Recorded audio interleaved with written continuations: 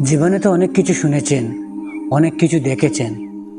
চলুন না, একটু কষ্ট করে আজকে এমন একটা জিনিস শুনে আসি। আমি কথা দিচ্ছি, আজকের এই ঘটনাটি আপনি শুনবেন, শোনার পরে আপনি ঠকবেন না আশা করি। আমি আশা করছি আপনি ঠকবেন না।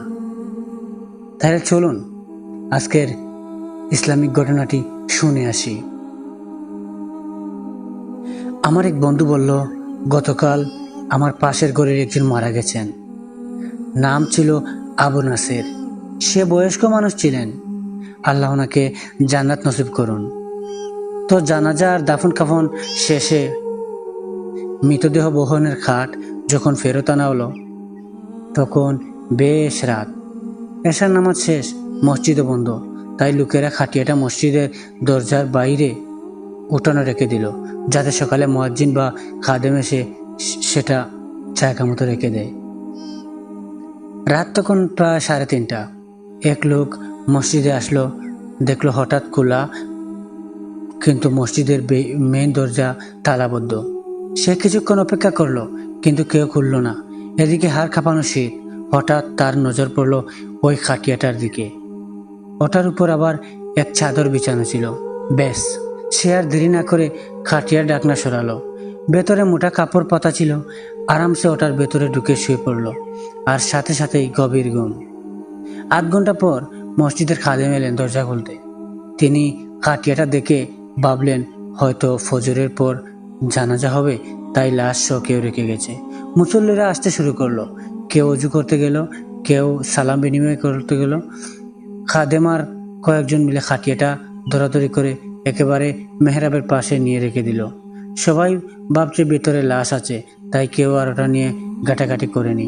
চাচারা ভোরের বেলা সবার চোখে তখনও ঘুমের বেশ।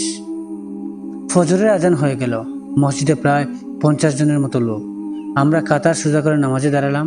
আমি ছিলাম একদম প্রথম কাতারে। দ্বিতীয় রাকাতে সব ঠিক ছিল। হঠাৎ দেখলাম খাটিয়াটা নড়ছে। ভাবলাম এ কি, চোখের ভুল নাকি? চোখ কষলে আবার তাকালাম। না, স্বপ্ন না। ইমাম সাহেবের ঠিক পেছনে রাখা খাটিয়াটা সবার চোখের সামনে সত্যি নড়ছে। আমার তো ভয়ে কলেজে শুকিয়ে গেল। পুরো কাতারে আতঙ্ক ছড়িয়ে পড়ল।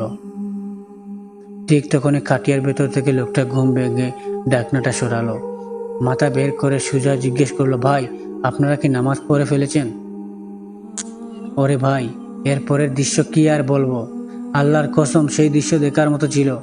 আমি জুতা ফুতুর কথা ভুলে জান নিয়ে দৌড় দিলাম। এক দৌড়ে মনে হয় 1 কিলোমিটার পার হয়ে গেছি, তাও খালি পায়ে। এদিকে ইমাম সাহেব তো বেহুশ হয়ে ফ্লোরে পড়ে গেলেন। বয়ে কেউ কেউ দেয়ালে গিয়ে মাথা ঢুকলেন, কেউ কেউ আবার আমার মতো পায়েই বদৌড়। একজন তো বয়ে অজুখানার হাউজেই পড়ে গেল। সোজা কথায় কয়েক সেকেন্ডের মধ্যে পুরো মসজিদ ফাঁকা। কিন্তু হাসির ব্যাপার হলো, ওই খাটিয়ার লোকটাও আমাদের সাথে সাথে দৌড়াতে শুরু করলো। সে দৌড়াচ্ছে আর সবার পিছু পিছু চিৎকার করছে, ও ভাই, কি হয়েছে? কিয়ামত হয়ে গেল নাকি? আপনারা দৌড়াচ্ছেন কেন? আর পেছনের লোকজন যতবার দেখছে যে লাশ তাদের পেছনে দৌড়াচ্ছে, তাদের দৌড়ানোর গতি তত বাড়ছে। বেচারা লোকটা তখনও চিল্লাচ্ছে, আমাকে ফজরের জন্য ডাক দিলেন না কেন? আল্লাহ আপনাদের বিচার করবেন।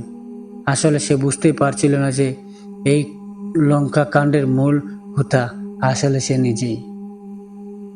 এখানে আমরা একটা জিনিস শিখতে পারলাম। সেই জিনিসটা হলো, জীবনে আপনি যাই করেন না কেন, আপনার পাশে হাজারো মানুষ আপনাকে জড়িয়ে ধরবে, আপনাকে ভালোবাসা দিবে, আপনাকে শুইবে আপনার সাথে। আপনার স্ত্রীটা আপনার সাথে আপনার পাশে সারাটা জীবন শুইয়ে কাটিয়ে দিল, কিন্তু আপনি যখন মারা যাবেন আপনার পাশে কেউ যাবে না। দেখেন, যে মারা গিয়েছে সেও তো একজন মানুষ। তার পাশে কেউ শুয়েছিল, তার হাত ধরে কেউ হাঁটছিল, কিন্তু মারা যাওয়ার পরে সেই মানুষটাকে এত পরিমাণ ভয় পেল, যেটা কল্পনার বাইরে। আসলে স্বার্থপর এই দুনিয়ায় কেউ কারো আপন নয়। নিজের স্বার্থের মধ্যে সবকিছু দিয়ে যাবে, স্বার্থের বাইরে নিজের জানটা নিয়ে পালিয়ে যাবে। দেখলেন তো, একটু ভয়ের কারণে সে পালিয়ে গেল সেই লাশটা নড়ছে বলে।